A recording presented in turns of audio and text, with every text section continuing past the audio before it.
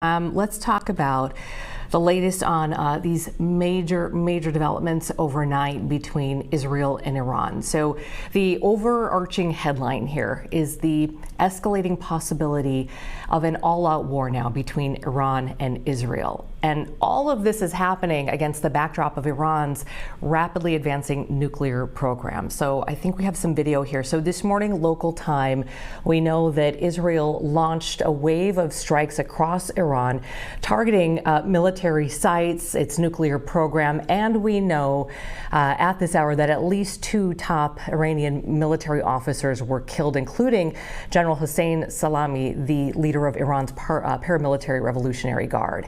So then hours later, Israel's military said it started intercepting Iranian drones that were launched in retaliation. So where are we right now? Well, there are even more sort of unpredictable high-stakes scenarios to navigate between Israel, Iran, and the U.S. So joining me now is Cleaner Raleigh, a professor of political violence and president and CEO of ACLED, which stands for Armed Conflict Location and Event Data, basically an independent nonprofit tracking these violent conflicts all over the world. Thank you so much for joining us.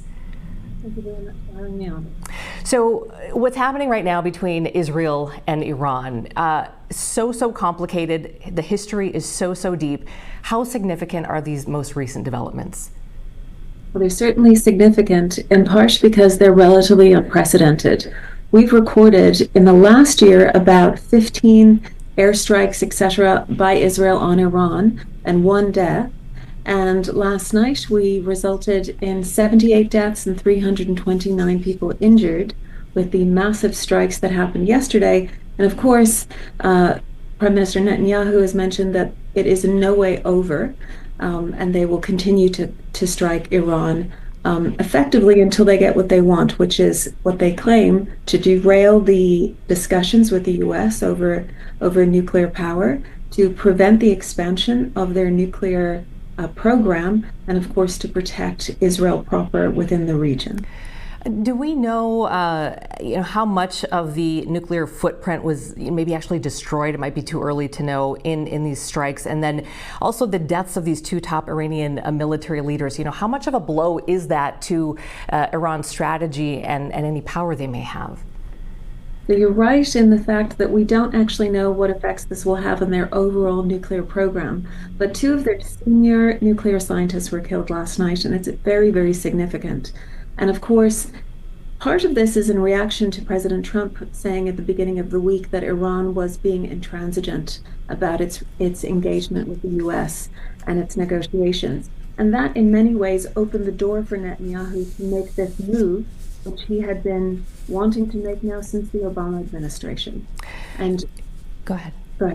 Oh, well, I was going to mention that, of course, the killing of these very senior military leadership, what we're hearing today, of course, is not just Soleimani, as you mentioned, but Mohammad Bagheri has been killed, and he is effectively the second in command in Iran. So it's incredibly significant in who's killed. Yeah, you were just mentioning sort of the comments that have been made, by President Trump, and from what I was reading, and correct me if I'm wrong, but it seemed like it was the messaging was almost at first, it looked like it opened the door, and then he was saying, no, let's stay out of this. But we're in the middle of these negotiations right now, so that may all get sorted out here. But I guess what is the impact then on these negotiations between the U.S. and Iran? It's my understanding that there's still going to move forward. I would imagine so. Iran is in a much worse position right now than it was last week, for example, when it was engaged with the U.S. And he has, in many ways, presented a scenario in which if the U.S. doesn't get what they want, they have Israel to do some of their most difficult work to force Iran into a corner. And that works out for Israel just fine. I mean, obviously, with these strikes, what they're effectively saying to the Middle East and to the wider world is that they will do this by themselves if that's what's necessary. But of course, they would like U.S. support. And President Trump was in some ways playing both sides and effectively saying, we're not going to condemn Israel for doing this, and we'll try to benefit where we can. Cleaner, what do we know about Iran's nuclear capabilities? How dangerous are they? Well, that is an open question. Of course, Iran has been using its nuclear program both to threaten itself as a much more significant military power than perhaps its current actual standing military would suggest. But it's really relied on its nuclear power at the moment as other facets of its threat potential have become destroyed by Israel. So let me give you an example. Hezbollah is gone. The Houthis have been largely contained. Hamas is, of course, on its knees. The US killed Soleimani many years ago, which, of course, affected their ability to coordinate militias in Iraq. And now, of course, that Syria is in new hands, Iran no longer has that ally. So many of the, let's say, extra military abilities of Iran have been removed, and they had this nuclear backup to say, we're still a really important power. You still need to respect us on the world stage. And of course, Israel is trying to remove even that. Some Americans, as they watch this, obviously it's so complicated and overwhelming for people to try to understand. Some may say, why should we care, or why is the U.S. even getting involved? So what are we watching as far as Americans and maybe their safety, the safety of those in the Middle East, those military men and women? So when you think about it, in some of the last attacks, whether it was on Hezbollah's Nasrallah, or of course Hanei, who was an important target killed by Israel in Tehran last year, there's indirect effects on American safety. Iran will often launch attacks on near abroad threats. So in response to Soleimani, they of course attacked American bases in Iraq, and Iran in general will try to do its worst, often to U.S. allies. You may remember a few years ago it attacked Saudi Arabia's oil facilities. Although it didn't admit it, of course, they attacked those facilities, and that bomb was eventually linked to them. So what Iran will do is in many ways what it's capable of doing with its reduced power at this moment. And it will not be against American civilians. I think that what they've often tried to do is to respond to Israel, but try to dampen the fever for taking it on within the larger region. For example, in response to Hanei last year, the foreign minister of Iran went to Saudi Arabia, which was an enormous step, to try to calm down more tensions and to say, don't back Israel in continuing some of these strikes. Okay.